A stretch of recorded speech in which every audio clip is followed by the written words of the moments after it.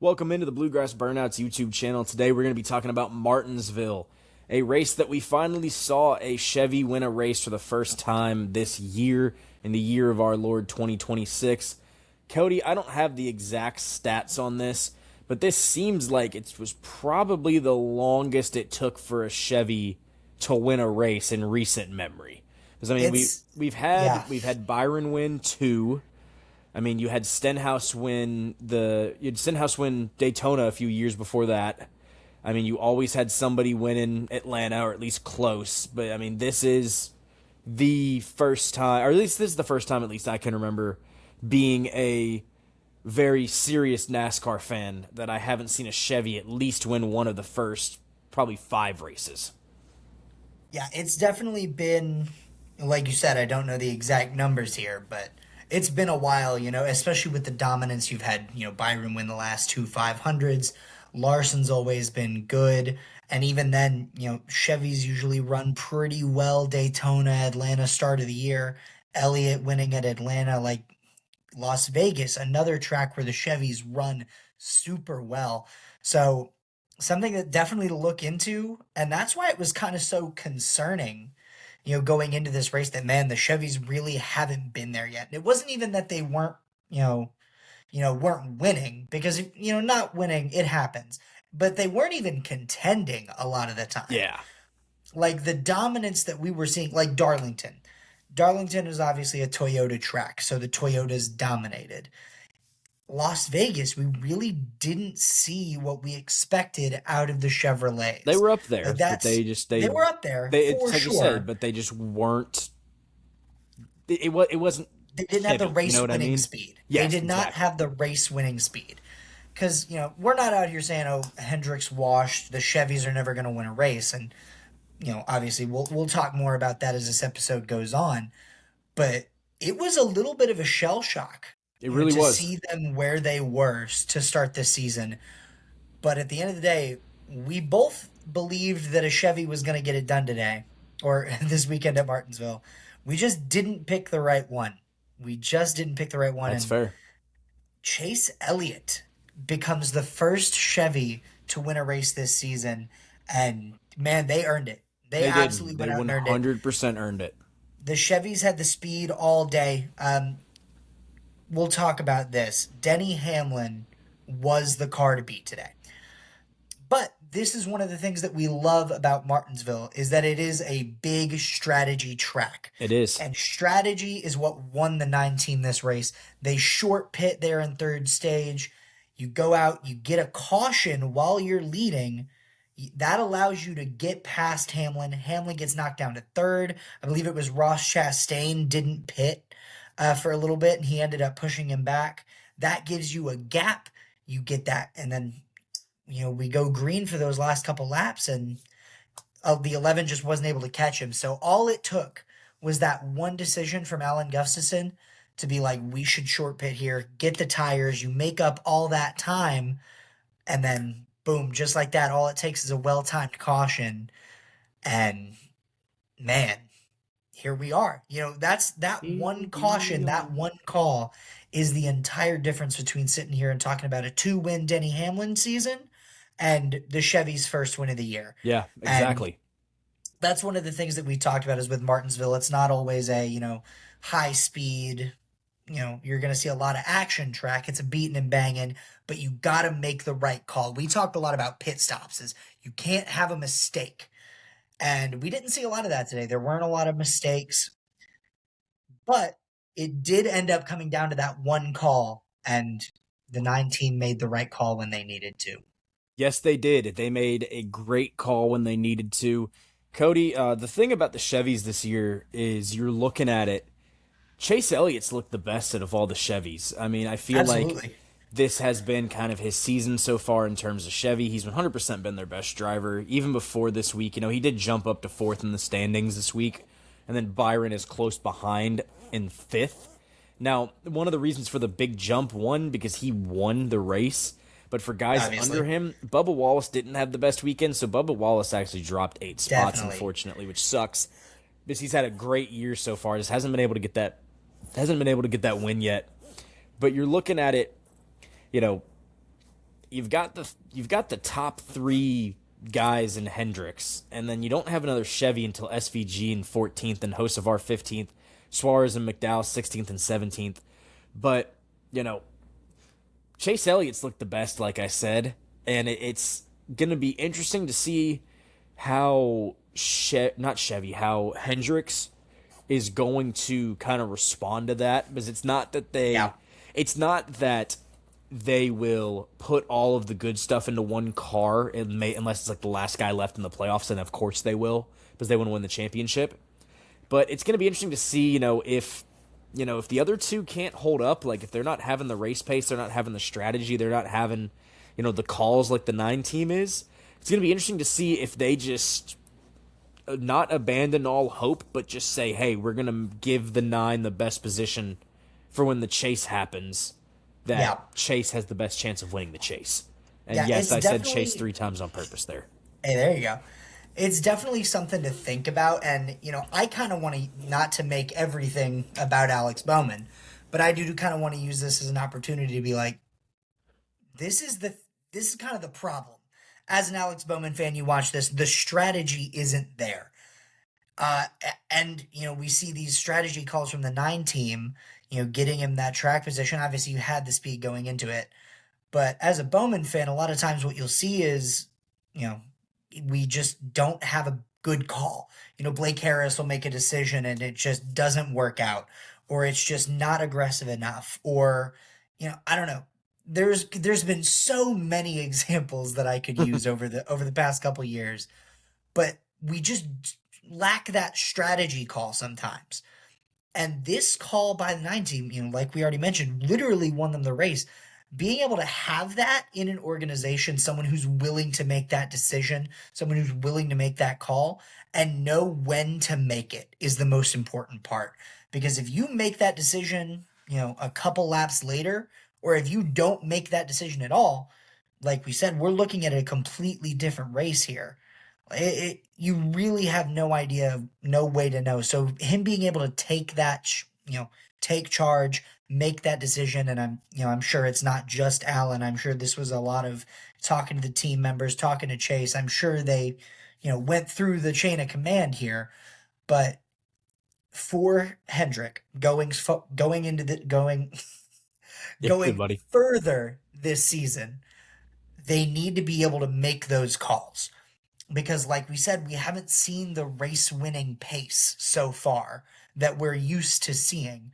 So when you don't have that, you got to be able to, make those decisions and know when to make them. So it'll be really interesting to see if the other teams are able to, utilize that strategy, or who knows, maybe Hendrick figures something out and they get the pace that we've seen in, years previous. But I'm really interested to see how they handle the strategy going forward. And if this is kind of going to be the blueprint for Hendrick, is just kind of to sit, top 5-ish and then make a call that gives you that boost to go out there and win that race. Yeah, exactly. Exactly, Cody. I don't disagree with you at all there. I mean, it's like you said, it's going to be interesting to see what they do the rest of the year. Going to be very interesting. Definitely going to be something to keep an eye on at the very least. Yeah, 100%. Speaking of, let's just go ahead and move on to somebody else. Speaking of Denny Hamlin, Cody, do you want to guess how many laps Denny Hamlin led this race? Oh, this race? I think it was, 260 something? 292. Oh, gosh, Also man. set the fastest lap. Yeah, he did. Now, to give Chase credit, he did also lead 84 laps. It's not like he led 2 laps and just won at the end of the race. He did lead 84 laps, so. But let me say this real quick. We can talk about what he's done this race, and we'll get into it. But before we do, not just this race, Denny Hamlin here. Zach, do you know how many laps he's led this season? Ooh. I don't. I'm going to go off on a limb. We're 7 weeks in after this week. I'm going to guess 953 laps. 953. I Okay. don't know. He's not been that dominant. But he does have 444 laps So left. that was half of his laps this weekend. And to put that into perspective, The second most laps led is Christopher Bell with 225. It's crazy how Tyler Reddick has won 3, 4 races this year. Hasn't led the most laps. It's nuts. 189 for Reddick. What a guy, putting himself in position to Brad win. Kay has 156.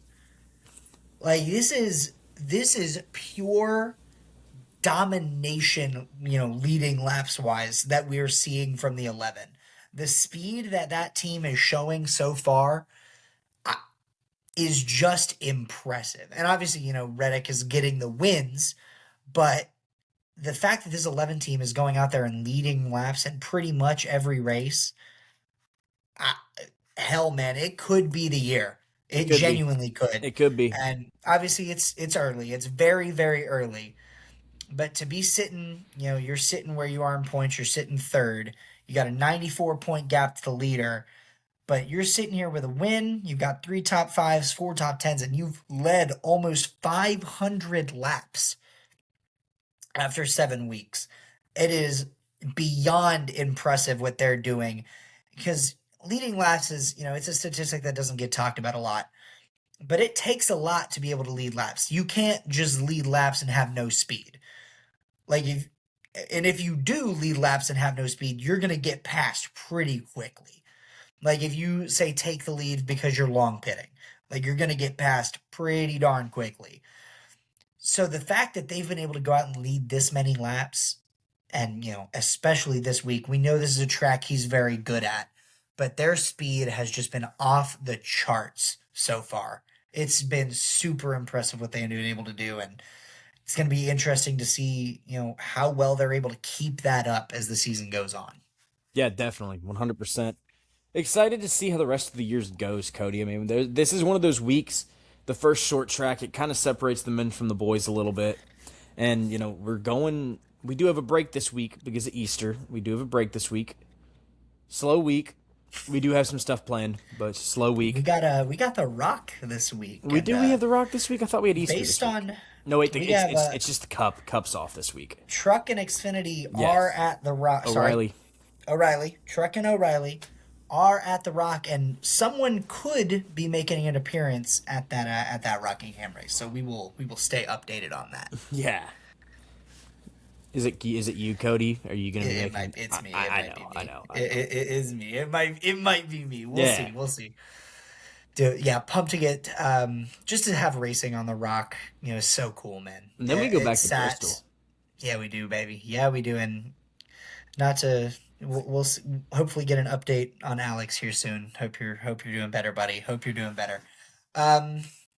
Let's get into one of the accidents from this weekend. We want to talk about this a little bit. Nothing major, but it did happen. It's a little bit of a talking point. Bubba Wallace and Carson Hocevar got into it a little bit on the track this weekend. They did. And it was a little controversial, I might say, but nothing major. But essentially what happened, Carson Hocevar, as aggressive as ever, one of the reasons that we like him here, goes 3 wide, goes below Bubba going into turn 1 on a restart. And next corner, Bubba just kind of clears him out. Ends his day. A lot of damage to the 77. A lot of other cars getting involved in this. But watching the replays, Bubba does kind of just clear him out. Hammers into the back of him going into 3, and then just drives through until, he's going around. Not a great look for Bubba. We're just going to be plain and simple. Not a great look. One of the complaints that a lot of people in the community have had over the years was that he was a little, acted a little childish at times. We had been getting away from that. He's matured a lot recently, but this was just kind of not a good look. I don't think it was on purpose. Kind of just I meant to rattle his cage kind of moment. But I don't know. I think at Martinsville, there's no reason to be throttling through the corner on a restart where everyone is packed that tightly. And I get that you can be upset, with Carson for making that move. It was don't get me wrong, very aggressive move, but it's not something that requires retaliation. in any way, and it did feel like this was retaliation. So not a big deal. It's not like I'm calling for any suspension here, but it just kind of something I don't think that needed to happen. Like it wasn't any like major move. Be upset, yell at him on the radio, maybe give him a bump, but I don't know, just not a good look for Bubba. Simply looks like he just drove through the guy just because he made an aggressive move. Yeah, no, I get it. I get it. Might have the potential to be a very good NASCAR rivalry. You know, we had Hey, that. everyone hates Hocevar. Everyone hates Hocevar, and people are starting to like Bubba more because they hate Hocevar so much. Hey, there we go. I feel like we're gonna get to a point. You know, NASCAR they cycle through their guys that people hate. You know what I mean? Like, Oh, gotta have one. you know, back in the day, it used to be Kyle Busch, and then it was Oh, Joey yeah. Logano, and people are still gonna boo Kyle Busch and they're still gonna boo Joey Logano, but now it's like Carson Hocevar, not even Bubba Wallace anymore, but Carson Hocevar is probably the one that people hate the most. I would say. Here's the thing with Hocevar is people wise, like fan base. I feel like a lot of the fan base loves him, and me included. I love Carson. He's my favorite Twitch streamer, but I think he's less. You know, the more of like the hate and the less popularity comes from the garage, simply Yeah. because of how aggressive he is, how much he races. So you know, if he wrecks your driver, obviously you're not going to like him, but you know, he's very aggressive. He gives us those, you know, kind of I don't care kind of vibes, like I'm going to do what I got to do. And I think a lot of the fan base really appreciates that and appreciates what he brings to the table with that. Now, you can't go around wrecking people every week, but I do think that fan base wise, he could be a guy going forward that does get that most popular driver nod. Maybe could even put up a fight against Chase. We'll see. He's on the He rise. might. You never He know. is on the rise. You know, it's been a while in NASCAR since we've had a guy who's like funny. You know what I mean? Like you see his videos. I don't know if you watch any of his streams or follow him at I all. do every But now like and just then. some of the clips, he's just a funny guy. He's very down to earth. Gives off vibes of just kind of has a good time. Guy you can hang out with, and I think that's awesome, man. It's great that the sport has a guy like him. Just needs to, you know, wreck less people, and I think he genuinely might be one of the most liked guys in the sport. I love how much he just puts Sabrina Carpenter memes on his Instagram too after races. Gotta have it, man. Gotta It's have so it. good. It's gonna happen one day where she's gonna show up to a race and he's gonna have a nervous breakdown and wreck the car on the pace lap. But It's the equivalent of striking out on 3 pitches when your crush is in the stand. There you go. exactly. All right. Let's get into our pick'ems. Go ahead and wrap the video up here. We have a lead change, You ladies son of a and bitch, Cody. gentlemen. William Byron has himself a week, goes out and gets 47 points. Larson gets 30. I take the lead with 241. Zach, you're sitting at 235. So So we got a 6-point deficit. are we gonna do pick'ems this week for Xfinity at Rockingham and trucks at Rockingham, or are we gonna wait to go back to Bristol?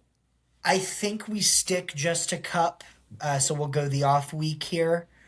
If you want to, we could do just a pick'ems for this week. We could. We'll see. We'll talk about it. But yeah, I think we just stick Cup since that's what we've done so far. But very happy with how this is played. Obviously, I'm winning now, so I'm extra happy. Oh yeah. But close game going through 7 weeks Yeah, here. same guy that I was going to pick if you didn't pick him. I mean, I had Byron penciled in if he wasn't. Hey, well now you get to pick first, so Yeah. it's okay. We'll see. Bristol's a tough track to choose, to be honest with you. God, yeah, it is. Oh yeah, it is. I mean, I could pick. It's I gonna be could- an interesting I pick could for pick sure. a guy like Chris Buescher who's won there in recent years, and he could finish Yep. in last place. Dude, Busher, Ford right not front to tire, like go get into boom. the picks yet, but I could definitely see him being a guy that's, on the table. I think that Bristol, we've talked a little bit about who the track belongs to. I don't know if the Bristol really has one. No, not really. I feel like Bristol is another one of those tracks where it really could be anybody, and just like I Martinsville think this week, having a top 3.